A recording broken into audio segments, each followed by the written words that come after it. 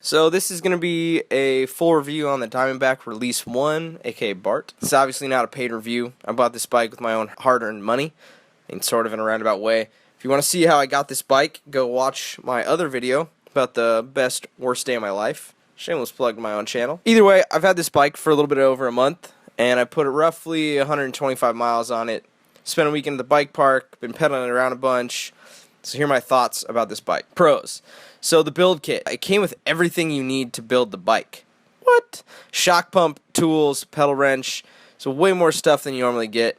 It also came with all this stuff Velcroed together instead of zip tied, which in my opinion is a huge positive. You get all these straps that you can then use to put your tube under your seat, help your water bottle stay in its cage. Velcro tools together. You're also not wasting a bunch of stuff. I don't know any other company that sends all this stuff with a new bike. Super rad of Diamondback to do. So another positive, the Yari fork. It's awesome. I love it. Sure, it's not the Pike, and you don't have all these sweet turning knobby things and high speed and low speed compression and high speed and low speed rebound and blah blah blah blah blah blah. I'm not a pro rider. I just want to go fast downhill, and this fork provides ample ability to do that. Same goes for the rear shock. It's fine. It's not perfect. Probably end up upgrading sometime, but for right now it does a job.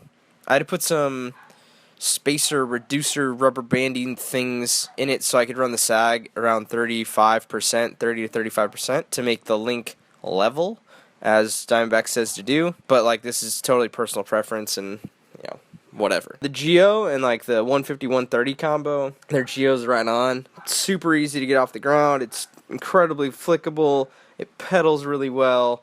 I don't even have lockout, and it pedals really well. And so I think that Diamondback just got this spot on. If you want to check out the rest of their specs on the whole bike, go look online. I don't need to go through all that stuff. Tires they put on, the Hans Dampf, dude, the tires are spot on too. I mean, once you figure out what you can run PSI-wise on them, combined with the Blanchard rims, like, they're bulletproof, no complaints. The brakes, the level brakes, they do their job. If you're not thinking about the brakes, I think that's the best way to use your brakes. You're like, set them and forget them. Like I said, that's my style, so I really like that. So this next one's like a Procon, the Drivetrain 1x11.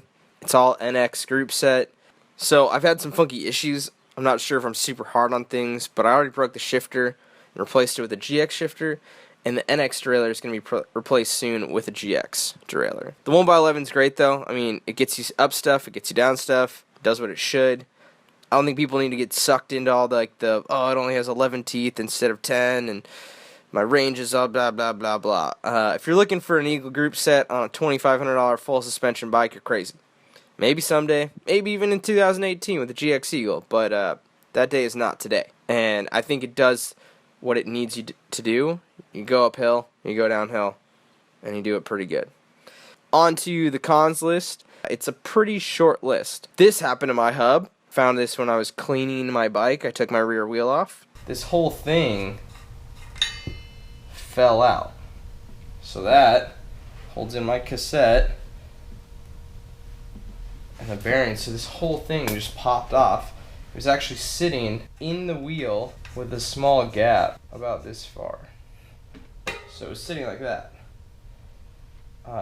And like, if you just look at it, you're like, oh, that's... like, it looks pretty normal, except your cassette now can move. So I was like, oh, that's weird. I dropped a chain, and it was on here, and I didn't realize that this whole thing was moving.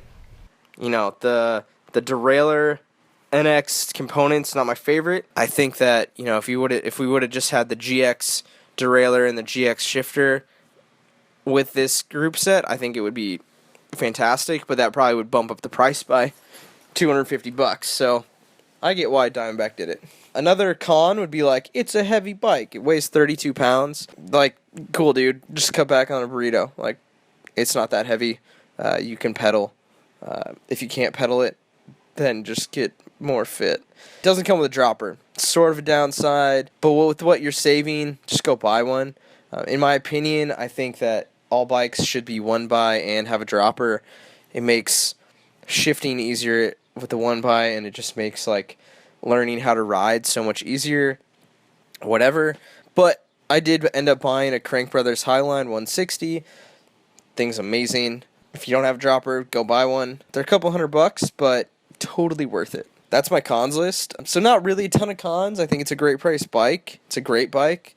I think with small tweaks to it, with a few dollars, you're still coming under what the Release 2 is, and it's still a fantastic bike. To sum it up, I mean, I love Diamondback. I love this bike. It's playful, it's fun, it climbs, and it rips. All the things you're looking for in a bike. If you're asking yourself, is this the bike for me? If you're looking for an affordable, capable bike that you can kind of make incremental upgrades to as parts break or wear out, it's the bike for you. I think that this bike is super capable, and I really think that Diamondback has just hit this one out of the park. If you enjoyed this review, give me a thumbs up. Don't forget to hit the subscribe button, and we'll see you out on the trails.